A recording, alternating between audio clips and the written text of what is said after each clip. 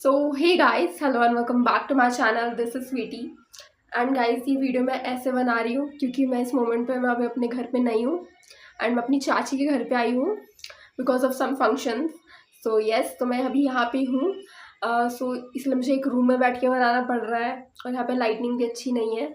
And yes, so please ये video देख लेना क्योंकि मैंने कुछ वीडियो डाला नहीं था, सो आई थॉट कि एक अपडेट वीडियो डाल देते हैं। सो यस, सो मैं आपको बताती हूँ इस वीडियो में कि मैं जेई मेंस के अलावा और कौन से एग्ज़ाम्स दूंगी और मैंने कौन से दे चुके हैं ऑलरेडी। सो यस, सो मैं आपको स्टार्ट करते हैं। सो 8th को था मेरा जेई का पेपर एंड फिर उसके बाद मेरा 11th को था सीईटी का पेपर और फिर 12th को था एनडीए का पेपर। तो ऐसे बैक टू बैक पेपर थे मेरे। सो मुझे टाइम तो नहीं मिल पाया किसी भी पेपर को पढ़ने के लिए, like MST CET and NDA के लिए पढ़ने के लिए मुझे टाइम नहीं मिला। बट मैं फिर भी बता देती हूँ कि मैं ऊपर ऊपर से देख के गई थी। सीईटी में तो कुछ ऐसा ज़्यादा एक्स्ट्रा होता नहीं है। लाइक सीईटी तो मेरे को बहुत अच्छा सा पेपर लगता है क्योंकि उसमें क्वेश्चन का जो लेवल होता है काफ़ी ज़्यादा कम होता है। तो मेरा फिजिक्स और केमिस्ट्री तो अच्छा ही गया है। बट येस, मैथ्स का मैं बताऊँगी कि मैथ्स में क्या प्रॉब्लम था। मैथ्स भी काफ़ी ईजी थी एंड सीईटी में ऐसा होता है कि पूरा 50% मैथ्स होता है, 50% फिजिक्स और केमिस्ट्री दोनों होता है। सो मेजर पोर्शन मैथ्स का होता है। सो मैथ्स मतलब स्ट्रांग होनी चाहिए अगर सीईटी देना है तो बेसिक लेवल पे। सो यस, और एक और चीज़ है सीईटी के पेपर में, लाइक उसमें नेगेटिव मार्किंग नहीं होती है तो पूरे क्वेश्चन सॉल्व कर सकते हैं। सो मैं सारे अटेम्प्ट करके आई एंड ओवरऑल पेपर तो अच्छा ही गया है। बट यस, और अच्छा जा सकता था। लाइक परसेंटाइल से मुझे उतनी उम्मीद नहीं है, बट येस।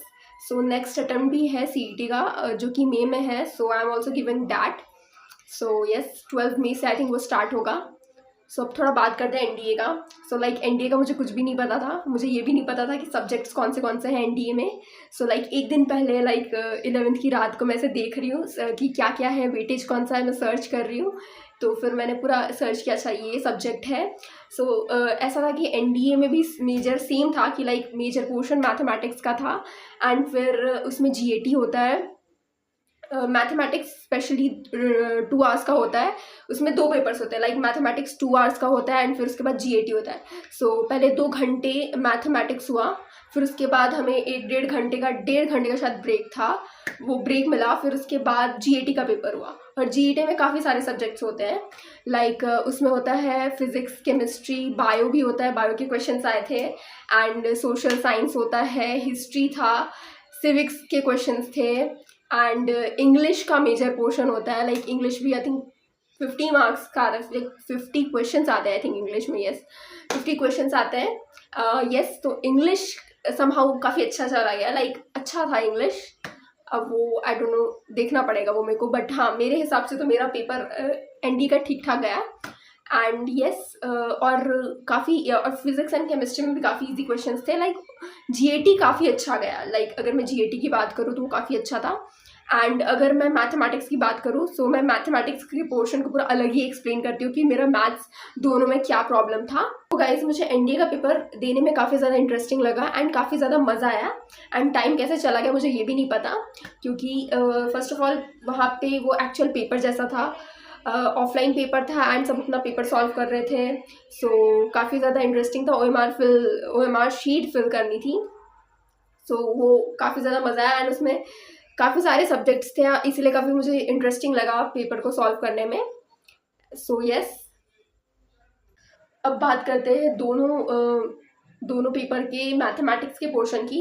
सो अगर मैं दोनों पेपर में मैथ्स की बात करूँ तो दोनों में 11th-12th का पोर्शन आता है पूरा एंड दोनों में मैथ्स का काफ़ी ज़्यादा वेटेज है दोनों ही पेपर में। तो लगभग सारे चैप्टर से क्वेश्चन आते हैं। लाइक किसी में से 10 क्वेश्चन आ गए, किसी में से 5 आ गए, तो किसी में से 2, तो लाइक लगभग सारे चैप्टर्स में से आते हैं। सो मुझे दोनों पेपर देने के बाद ऐसा फील हुआ कि लाइक अगर मेरे को ये सेम पेपर कोई लास्ट ईयर देता तो लाइक मैं पूरा सॉल्व कर लेती एंड यस, और अभी नहीं कर पा रही हूँ। और उसके पीछे रीज़न ये है कि लाइक मैंने काफ़ी कुछ पढ़ना छोड़ दिया था बीच में।